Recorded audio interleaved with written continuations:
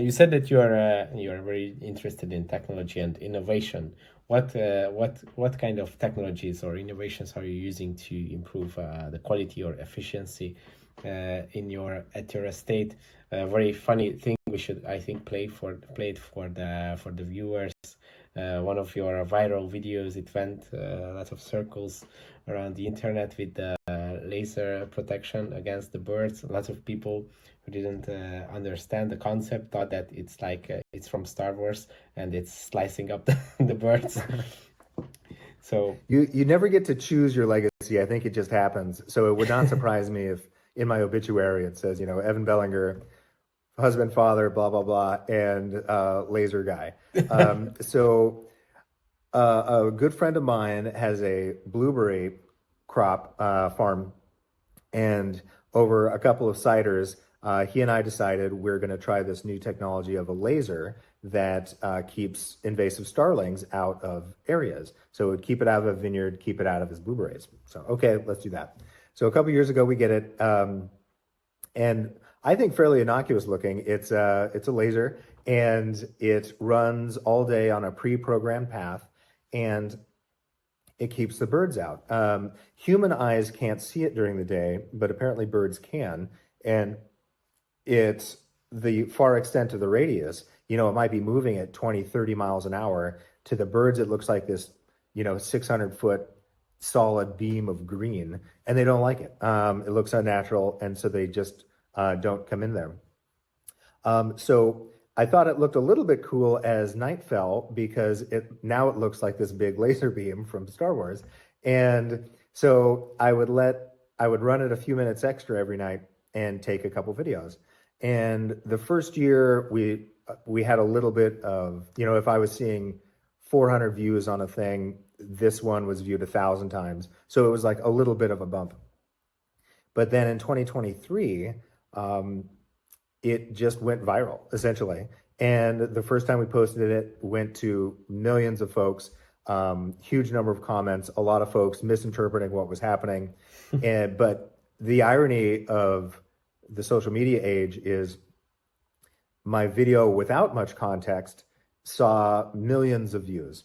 Then I did a great number of explainer videos. The birds are not dying. The birds are not hurt. Nothing is being blinded. It doesn't shoot the birds, doesn't evaporate anything, et cetera, et cetera. Those were seen by many hundreds of people. So it's like, there's an old adage, like a lie can make it around the world while the truth is still putting his pants on. And that was the case, where it was like the original video just went many times viral and the explanation just didn't. So yeah, it was. And even as I repost those, as people have questions about it, it continues to go viral. I posted a couple weeks ago, and it's closing in on 11 million views again. And on the negative side, there's folks that literally just don't understand what agriculture is about, don't understand that, starlings are invasive in Oregon, and if we don't control them at all, we would have no crop, essentially.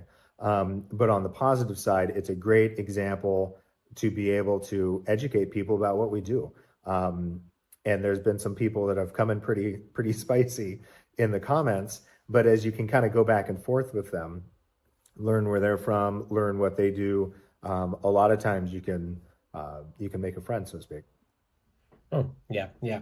We also noticed this, that with videos that are maybe a little bit confusing and hard to understand for the general consumer or people who are not even interested in the wine industry, because that's very interesting about these short form platforms like Instagram, TikTok, YouTube Shorts, that it doesn't necessarily show the videos to specifically to the people who are interested in that type of content. It's pretty random. So videos can blow up in areas that are very, very, very weird and interesting. For example, we get lots of comments. Some of our videos, like wine barrel cleanings or something, goes viral in maybe Arabic countries.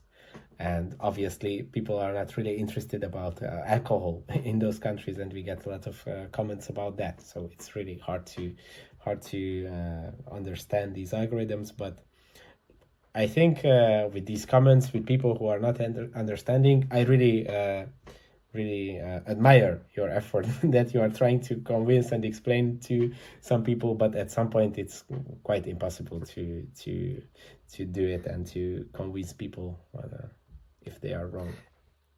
And I was a late adopter to social media, but the more I see it, the more I see the power that we can create a global community. You can make friends across the world and have conversations that otherwise you never would have had.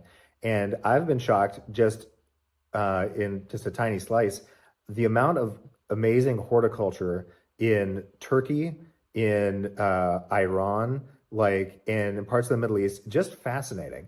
And I see these folks growing all these crazy different grape varieties, table grapes in Japan, where they're putting seemingly 10 times the labor that we would ever do in wine grapes.